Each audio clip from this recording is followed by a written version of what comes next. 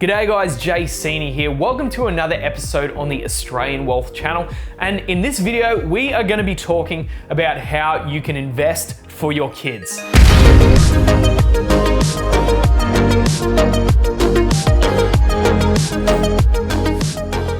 So this particular video is a really hotly requested video by a number of people. A lot of people in my age bracket are looking at starting families. Maybe they have a family already and they want to set their kids up so that their kids are in a fantastic spot. In a world where it's becoming significantly harder for some people to get ahead and even get on the property ladder. Melbourne's median house price has hit a record $1 million.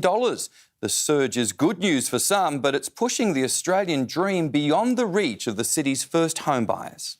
There's absolutely no disputing that it is definitely harder today to get into the property market compared to what it was for the previous generation.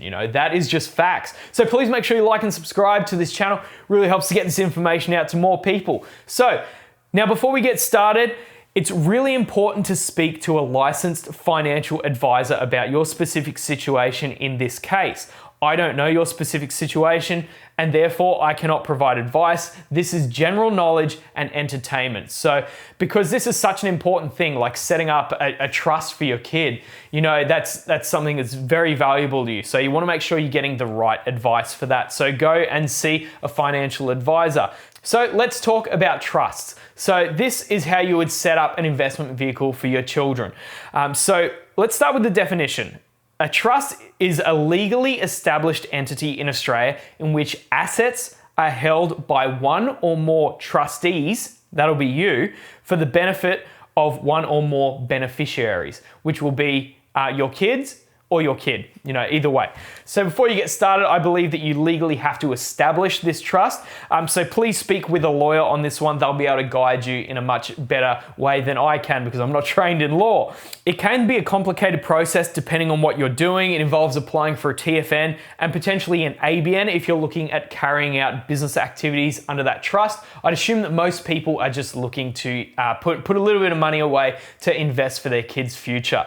So once established, many brokerages will allow you to set up a trust account in your child's name. So this is the way to go. You probably want to set up the trust in your child's name instead of just gifting shares to them when they turn 18 or 21 because there's huge capital gains implications for doing that. So it's much better to get it in their name from the start if that's something you're looking to do. If it's in their name, there's no taxable event because you're not selling anything. Unless they decide to sell things, then they're going to get hit with a taxable event. But you see, if you transfer them, there's going to be a capital gains tax attributed to that. So let's say you've put money in over time and then it's grown to a certain amount. The thing is, if you sell that, then that's going to see a reduction in that portfolio. But if it's already in their name, that's going to allow it to continue to grow completely unfettered. So in a trust, you can invest in basically anything, the same way that you would invest in something for yourself. But there's two decent options that I've seen. So some people will take the approach of ETFs. They might just invest in a broad market index fund from Vanguard or something like that. So the advantage of this is that there's higher returns than other methods of investing. You'll be looking at returns of about 8 to 10% a year. Of course, the cons with this is, as we know, the stock market is quite volatile. And of course, ETFs go along with this. So the other option that you can look at is investment bonds. So this has a major advantage. And the biggest advantage that I've seen with investment bonds is that after 10 years, you don't pay tax on anything at all. It's just tax-free money, which is fantastic. The cons are that the return is lower. It's about 4 to 5% instead of that 8 to 10%. Having said that, doing the maths, even after accounting for taxation, ETFs historically have been the pick. But of course, past performance does not indicate future performance, but this is basically what has happened in the past. ETFs has been the pick to generate more returns even after taxes. So to do this, most brokerages will allow you to set up a trust. Stake is one of them. I have a referral link in the description, which will get you one free stock if you sign up with them and deposit money. There's there's a lot of people who sign up and they haven't deposited any money, and you get the free stock once you deposit the money into the brokerage.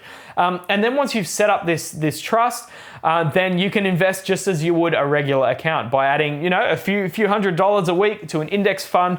You will likely be able to set up your kids and so they can be pretty much financially free and free from the worry that goes along with not having control of your own finances. So when you're doing this, it's really important to make sure that, you know, your kids still struggle when they're kids, so they understand the importance and the value of money and the importance of hard work. You know, a lot of people just have a really easy life, and, you know, I don't know if that's the best way to raise kids. I feel like a lot of the lessons that I learned when I was a kid were from struggling and going through hard things and achieving things myself. But of course, once they grow up, then, you know, it's great to be able to pass money onto your kids in a way that's going to be tax efficient, that can set them up for a better life, because we don't know what the housing market's going to do over the next 20 years. It might become incredibly difficult for anyone that's a first home buyer to get into the market, and there might be a lot of renters. However, by doing something like this and allowing investments to compound over time, then that is going to make it a lot easier for people to get in the market if that's something they want to do.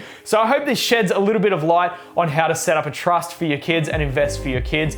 You know, the compounding effect is so powerful, especially if it's starting from when they're really young. So please make sure you like and subscribe to the channel. It really helps to get these videos out to more people.